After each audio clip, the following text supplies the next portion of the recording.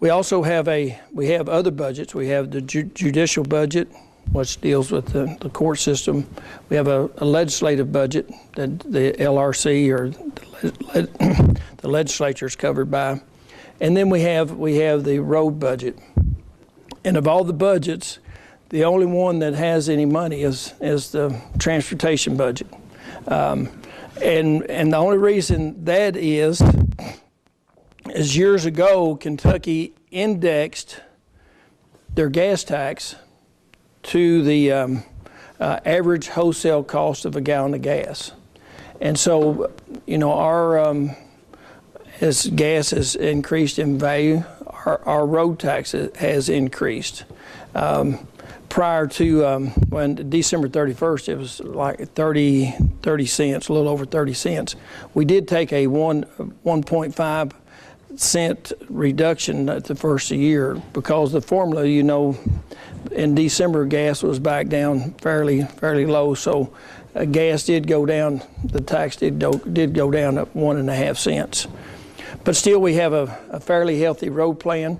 It's about 2.5. Let me think. Make sure I say this right. It takes in about $1.5 billion a year, and every year in the Commonwealth, when we do our road plan, we've been trying to do $1 billion worth of new construction every year, and that's a whole lot of money. But Kentucky's, has some of the roads in Kentucky are very expensive to build, especially if you go to eastern Kentucky and in the mountains. Those roads are very expensive to build. So $1 billion doesn't go as far in eastern Kentucky as it would down in the flatlands of western Kentucky.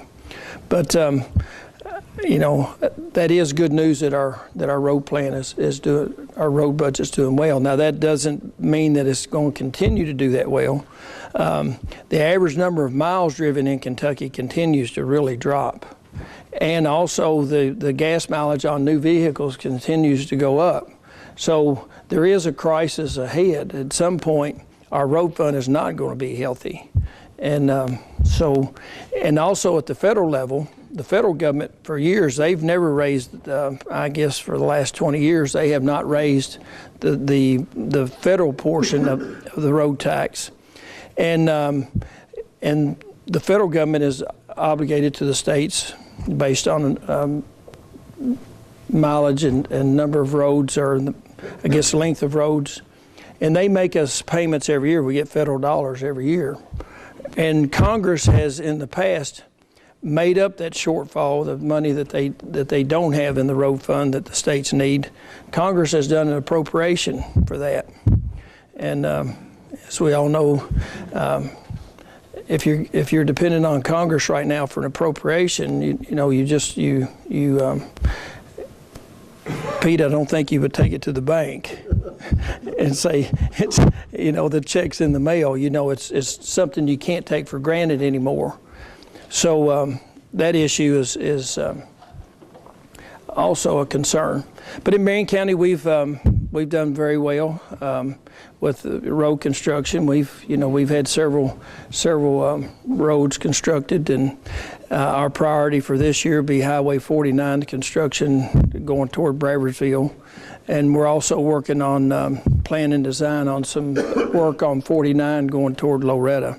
So we get to 49, get some work done on 49, then we'll start working on our next priority is the Bluegrass Parkway, not the Bluegrass Parkway, Heartland Parkway. Excuse me, Tom. The Heartland Parkway. No, it is something that's badly needed. I don't know if you leave town early in the morning. Used to, you could leave town and leave Lebanon, and everybody was leaving Lebanon. Now you leave Lebanon in the morning, everybody's coming in. If you get behind somebody that's doing 30 miles an hour, you're going to follow that car all the way to Campbellsville or all the way to Springfield, because you're not going to get around them because it's just a constant stream of traffic coming to Lebanon. So the new plan for the Heartland Parkway is a 3-lane setup where you alternate that passing lane. For maybe a mile, you have a passing lane on say from here to Springfield. For a mile, you'd have the passing lane on the northbound lane, and the next mile, the passing lane would move over and be on the, or the third lane would be on the southbound side. So that's kind of what's in plan for the Heartland Parkway, but it's a few years away. And also, you saw in the governor's budget, which would be a pretty big expense out of the transportation budget, is the Mountain Parkway. The governor has made a commitment, or set up in his road plan, to completely make 4 lanes out of the entire Mountain Parkway. There's a good section of Mountain Parkway now that's still just 2 lanes, and that's a big commitment. So they plan on adding tolls to that project, but I found out, I guess after the governor's budget, I was under the assumption for a long time when they were talking about that the tolling of the roads would pay for it 100%, but it's only paying about 20% of the cost. So that's something that you'll see in the news as we move forward. I don't want to talk too long. I don't want to ramble. I want to make sure that everybody has time for questions, and that's always very, very important part of this presentation. You have in front of you the governor's proposed tax modernization, and as you look at it, let me give kudos to the governor for taking that first step. You know, passing something like this is a process, but it's got to start somewhere. And the governor has started the process. This is the first time there's been a proposal like this floated in a long time. There's something to like and something to not like in there for everybody.